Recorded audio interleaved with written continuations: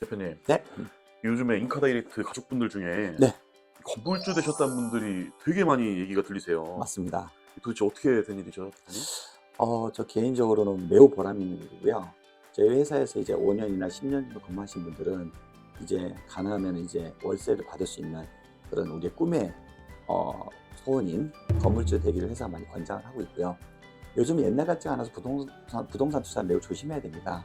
그런데 내가 사용하는 공간에 대해서 내가 투자한 것처럼 좋은 투자는 없습니다. 또는 공실 걱정 없는 역세권이라든가 상권이 활성화된 데 투자는 나쁘진 않습니다. 제가 젊었을 때 들었던 이야기 중에 가장 충격적인 얘기가, 워렌 버핏이 정말 세계적인 어마어마한 보신데 그분이 하는 얘기가, 당신이 잠자는 동안에도 당신이 연봉만큼 버는 구조를 만들지 않는다면 당신 평생 동안 죽어라 일을 해야 된다라는 그 얘기가 저는 비수처럼 꽂혔습니다. 저는 열심히 일할 자신이 있는데 내가 잠자는 동안에도 뭔가 돌아가는 내 연봉을 벌 수 있는 구조를 만들라고? 잠자는데 어떻게 만들지? 막 이런 고민을 했던 거였거든요. 그게 안 되면 난 죽을 때까지 평생 죽어라 일해야 된다? 워렌 버핏 아저씨가 그렇게 이야기했네? 와, 이거 뭔가 심각한 문제가 있는데?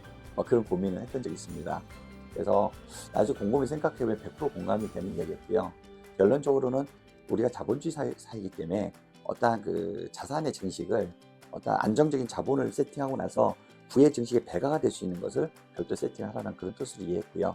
예를 들어서 건물주 되신 분들은 저희 회사 오셔서 5년, 10년 근무하셔서 시드머니를 만드셨습니다. 그 시드머니가 뭐냐면은, 저희 회사에서는 아무래도 제가 규모가 있고 보험 설계사 수수료 자체가 다른 보험사보다 좀 높다 보니까 다른 데에서 똑같은 일을 하셔도 저희 회사에서 200~300%더 많은 소득이 발생하시다 보니까 그걸 이제 매달 모으셔서 3년, 5년 모으시다 보니까 이제 시드머니한테 목돈이 되신 거죠. 그러다 보니까 본인이 사용하는 공간을 아예 사시는 거예요. 그래서 월세를 내는 게 아니라 이제 월세를 본인이 받는 주체가 되시는 거죠. 그러면 본인은 회사에 근로소득이 발생을 하고, 그 다음에 어떤 월세가 본인 연봉만큼 나오는 구조를 만드시기 때문에, 뭐 좋은 상권에 투자한 분도 계시겠지만 내가 사용하는 공간에 투자를 해서 본인이 직접 사용하다 보니까 공실에 대한 리스크도 없고 은행 이자만 내면 되는 경우가 많이 있습니다.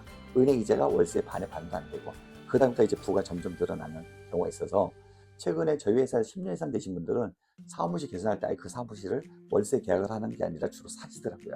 사셔가지고 이제 본인도 재산세를 내시는 건물주가 되는 그런 분들이 점점 많이 탄생하고 있고요. 회사도 많이 권장을 하고 있습니다.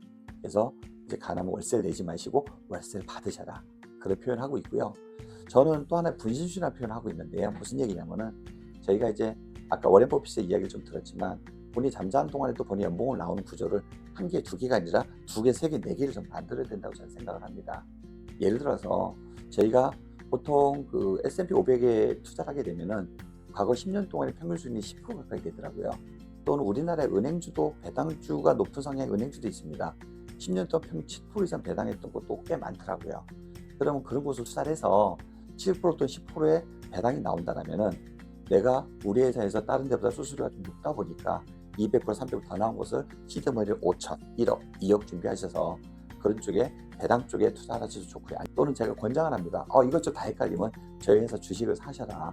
얼마 전에 제가 우리 사주도 배정을 했지만 저희는 미래에 계속적으로 성장하는 산업이고 또 계속 회사가 안정적으로 성장하다 보니까 이 보험업계에서 큰 가치평가를 받고 있습니다. 그래서 저희 회사 주식도 권장을 하고, 또는 아까 말씀드린 은행주, S&P 500주, 또는 제일 월세를 받는 건물주, 이런 여러 가지 투자를 통해서 본인이 일하는 근로소득의 매출 월 수입은 기본이고 별도로 방금 얘기한 이자에 대해서 연봉이 나오는 구조, 월세에서 연봉이 나오는 구조, 이렇게 두 바퀴 세 바퀴 돌아가면은 본인이 잠자는 동안에도 두 배, 세 배 시너지가 나기 때문에 아마 본인의 노후는 정말 편안히 맞이할 수 있지 않을까 생각이 들고요. 제가 항상 강조하는 게, 정말 백만장자 도전하는 이야기 많이 합니다.